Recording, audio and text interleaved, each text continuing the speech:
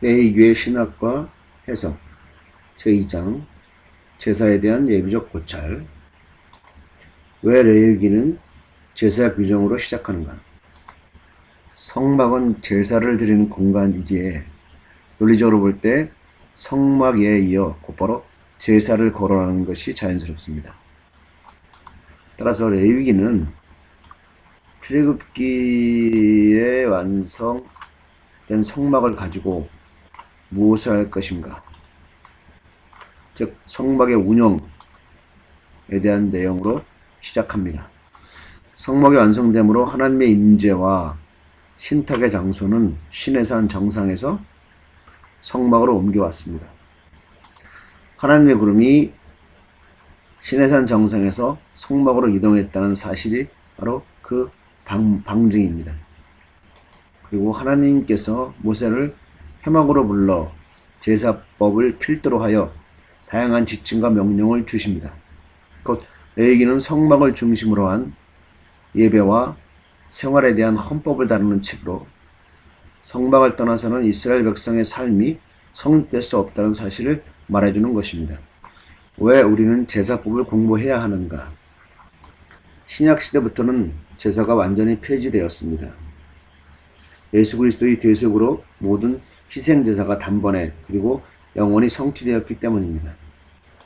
히브리서 9장 11절에서 12절에 보면 염소와 송아지의 피로 아니하고 오직 자기의 피로 영원한 속죄를 이루사 단번에 성소에 들어가셨느니라. 그렇다면 우리가 레위기 그 중에서도 특히 제사에 관한 공부를 해야 하는 것은 무엇 때문인가? 어떤 사람은 이런 제사가 폐지되어 더는 의미가 없으니 제사를 포함한 구약 율법들을 탐구할 필요가 없다고 말합니다.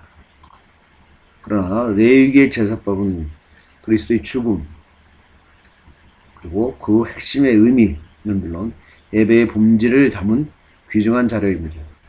구약의 율법은 형식과 틀 속에 담긴 본질뿐만 아니라 그 형식과 틀 자체로도 중요한 신학적 영적 메시지를 전해줍니다. 우리는 그것을 찾아내야 합니다. 예수님은 나는 율법을 폐하러 온 것이 아니다. 완전하게 하려 함이다. 라고 말씀하신 이것은 예수님이 이 말씀은 율법의 형식, 즉 껍데기는 폐기되고 율법의 본질, 알맹이가 완성되었다는 의미입니다. 말하자면 율법의 완성적 폐지입니다. 율법의 형식인 제사, 제의, 음식법, 정결법, 제사장 제도, 성전 제도는 전부 폐지되었습니다. 그러나 제사의 본질인 헌신, 예배, 음식의 본질인 거룩한 구별, 정결법의 본질인 도덕적 순결, 제사장과 성전의 본질인 교회는 그리스도 예수를 통해 비로소 완성되었습니다. 일반적으로 구약은 율법, 신약은 은혜가 구분하지만 이러한 도식은 제한적이며 협소합니다. 구약에서 은혜는 율법 아래에 있고 신약에서의 율법은 은혜 아래에 있기 때문입니다. 구약의 백성은 성전 예배를 위해 반드시 4개의 요소를 필요로 합니다. 첫 번째는 성전, 다음은 제사장, 다음은 희생제물, 다음은 절기 및 안식. 이 중에 한 자리라도 없으면 예배가 성립되지 못했습니다.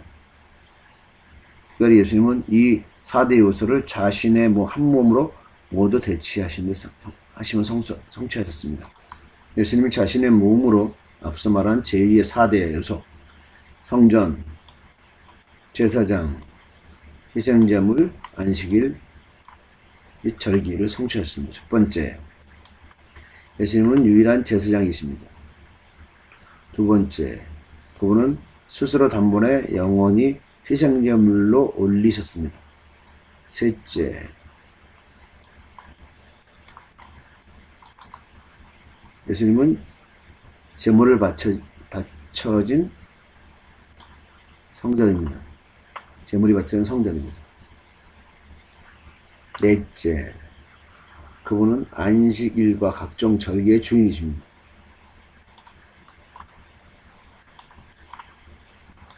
구약교회는 위에 네 가지 요소를 통해 예배를 드렸지만 신약교회는 이제 예수님의 이름에 힘입어 언제 어디서나 참된 예배를 드릴 수 있습니다.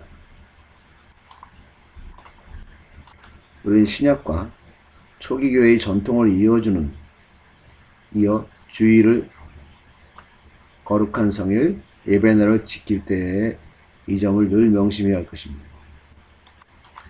구약의 백성은 안식일에만 안식을 취했지만 신약의 신자는 그리스도 안에서 늘 안식을 누립니다.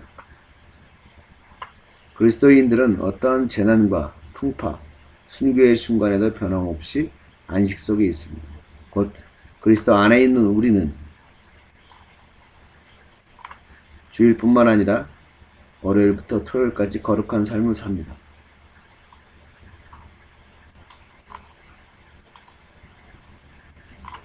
다시 부활의 날이자 영원한 안식을 찾는 날인 주일, 부활의 날이자 영원한 안식을 찾는 주일, 예배의 날로 구별해서 지키는 것이 당연합니다. 그러나 오늘날에는 언제 어디서나 예수님 안에서 참된 예배를 드릴 수 있습니다.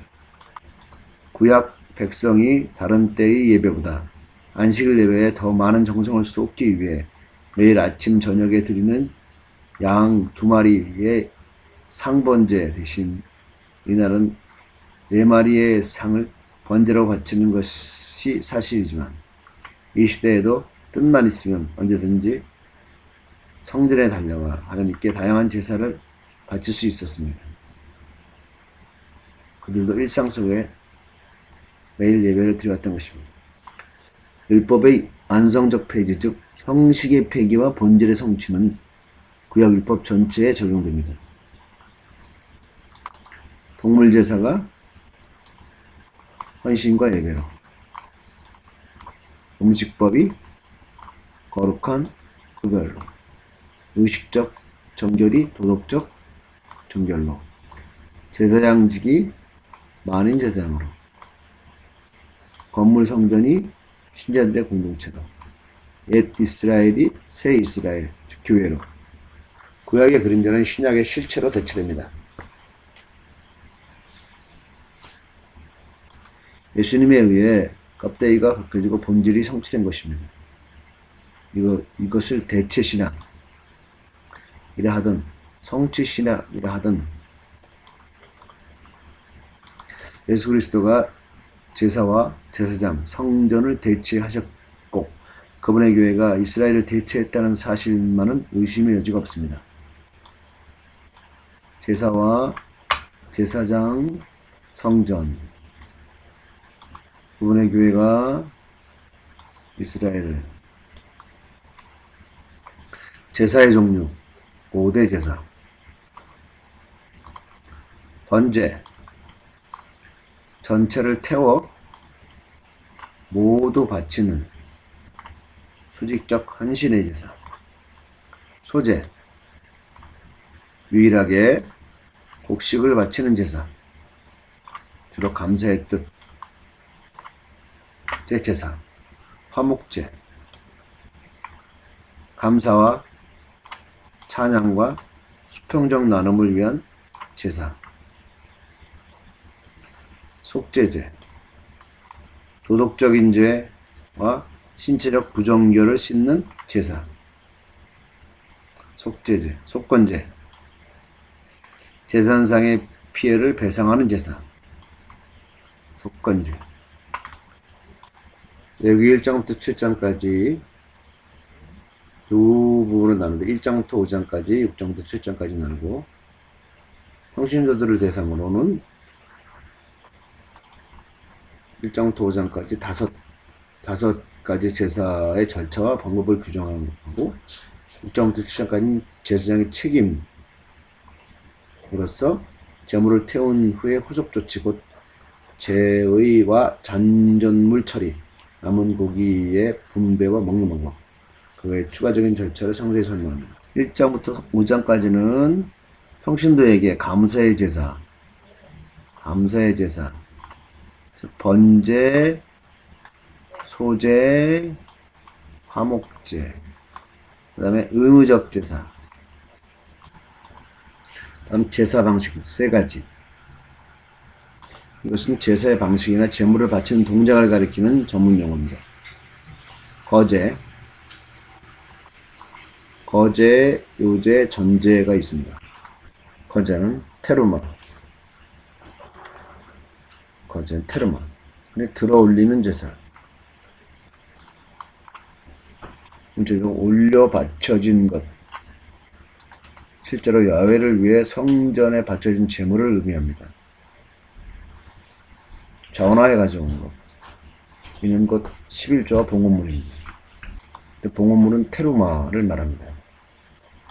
요제는 히브리어로 테루파 해당하는 요제를 흔히 흔들어 바치는 제사 방식으로 알고 있습니다. 전제, 관제, 네세크, 전제는 붓는 제사입니다. 붓는 제사. 주로 포도주, 독주, 기름. 그 외의 제사용, 고르반, 짐승 제물을 통틀어 예물이라 부릅니다.